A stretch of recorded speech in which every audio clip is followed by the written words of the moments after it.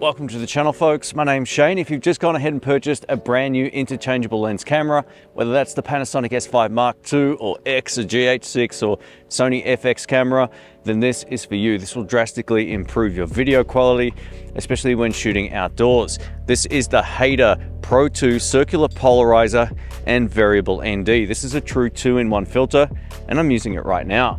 If you're unfamiliar with a filter like this, I'll just give you the quick rundown of what you can expect and how it benefits your footage. So the ND portion of this is the neutral density filter.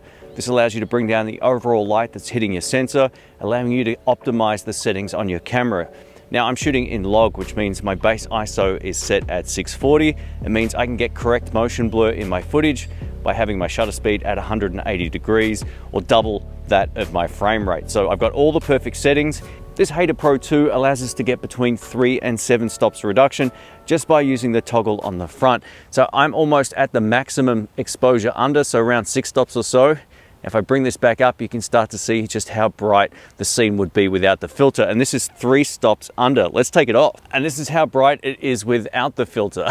You can see this would be completely unusable and I'd be forced to shoot in aperture priority mode. Not that there's anything wrong with doing that, but I'll show you how the motion blur looks. And now I'm shooting in aperture priority mode, which means my shutter speed's going to be cranked. As the sun's kind of out today, it's not completely sunny out here, you're still gonna notice just how jagged the footage will look because my shutter speed is cranked. We still get that nice blurry background at the sacrifice of horrendous shutter speed.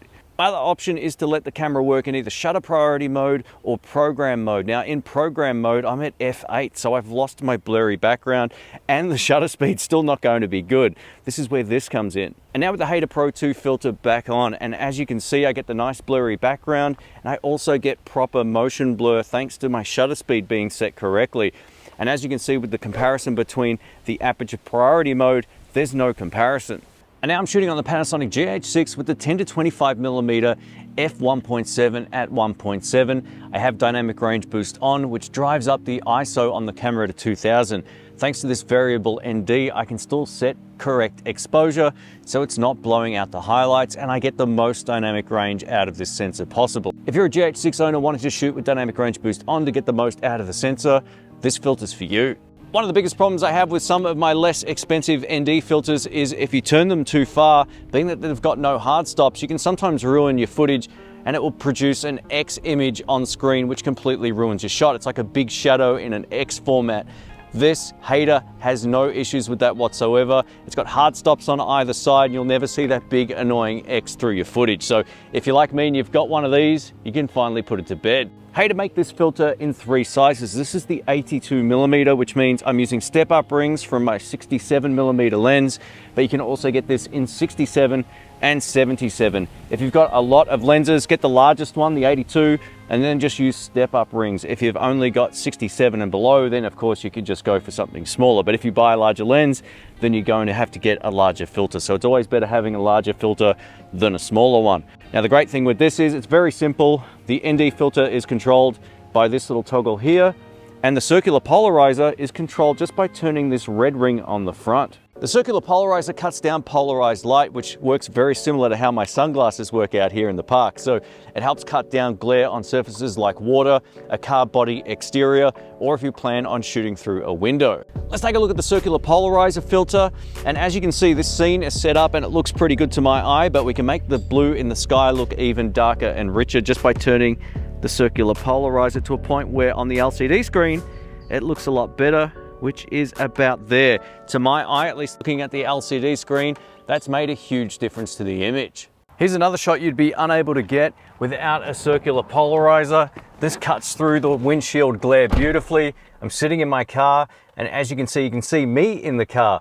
Let's turn it off. And now with the circular polarizer disabled, you can see how much more glare we get on the windshield. And with the circular polarizer back on, if you plan on doing any type of car exterior shots, or if you need to shoot through a windscreen, circular polarizer is the way to go. The circular polarizer makes a massive difference to car exteriors. So if that's your job, for example, it's a massive improvement over not having a circular polarizer. I shot all of this footage using my Sony FX3 and FX30, and as you can see, there's next to no glare in some of these shots, so it makes a massive difference to the overall image at the end. If you've ever tried to shoot a photo of a car, you know just how much glare you generally get. The circular polarizer makes a massive difference to the end result when shooting car body exteriors. It allows you to cut through the glare and get a much more pleasing image. Now, one of the interesting things with circular polarizers is they don't work in every direction. If I'm shooting this way towards the sun, as I turn the circular polarizer, not a lot's going to happen. So you can see the reflections on the water. And as I turn this, not much is going to change. It might improve slightly here and there, but looking at the screen on the back, I can't really see that much of a change going on with the water. Now, in other shooting scenarios, you'll notice a massive difference. It really depends on which way you're shooting in contrast to the sun. All right, let's get this video wrapped up. I'm gonna give you my thoughts about the Haida Pro II circular polarizer and variable ND. Overall, this has been a pleasure to use. I love this 82mm filter thread size. I had a chance to test this on so many different lens and camera combinations, and it performed beautifully. But there's a few things that you need to know about this. So anytime you're putting an additional piece of glass in front of your lens, you're going to see more flaring. And if you're shooting a lot towards direct sunlight or a light source, you will notice more flaring. If you want the best in optical performance, it's always best to still have a filter off your camera, but there's times where this will make your footage infinitely better. I love what it did to the sky and the overall image at that scene down near the oval. It really came alive. It was some of the best 24mm footage I've ever filmed, just from having the polarizer engaged with that ND. Shooting in log, you can keep your camera at its preferred ISO level, keep the shutter speed perfect, and it works great. All in all, this has been really good. And one thing I should point out too, it didn't drastically change the color of my footage. When I took a look at the footage with the filter on, there was a slight difference in the color, but not much. And it wasn't anything that I would consider to be a deal breaker.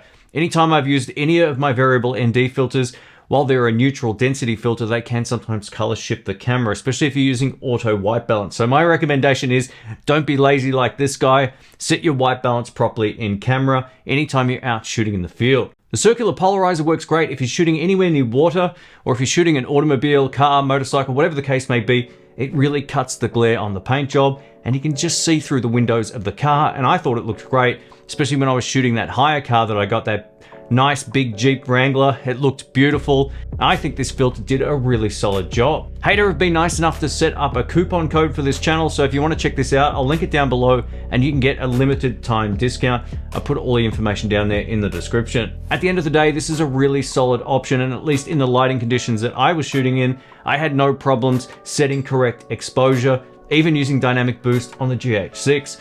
Thanks for watching. Catch you soon. See ya.